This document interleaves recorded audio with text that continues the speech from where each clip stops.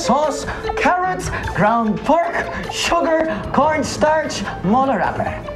Okay, meron na tayong mga ingredients para gumawa ng siomai. Teka, nasaan yung chef? Yes? I am the chef. You're the chef? She's the chef. How old are you? 9. Aha! Nasa kids cooking class pala ako. Sabi nga nila, you can never start them too young. Gaya nitong si Justin Miller ng Amerika. Noong 2002, sa edad ng 12, kinilala siya ng Guinness Book of World Records bilang world's youngest chef. Kaya naman pala itong mga bulilit na ito ay pursigidong matutong magluto. Pero syempre, kids should always be under adult supervision. I know how to cook cupcakes, chicken teriyaki, California maki, tiramisu. Nako, talagang kinakalaban ako ng batang ito ah. Aba, hindi ako papayag dyan. Dahil marunong din ako magluto.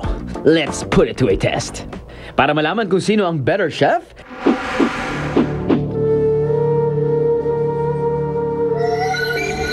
hinamon ko itong 8 taong gulang na si Elise sa isang cook-off challenge.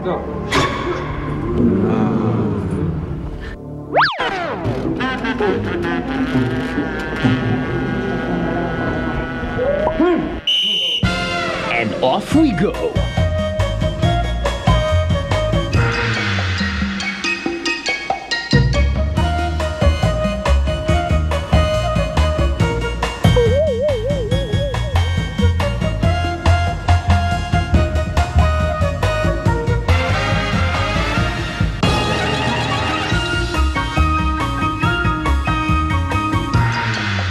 And now, for the judging. And done! Ha!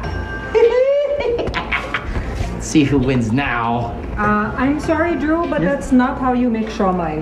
But this is the new generation. I know bigger is better. I'm sorry, but Elise is the winner. I'll get you next time, Elise. I'll get you next time. Talaga namang di dapat ismuli ng mga chikiti ngayon. Para smart and young, start the week with Aha! Julian here, so mamang lamang ang may alam. See ya!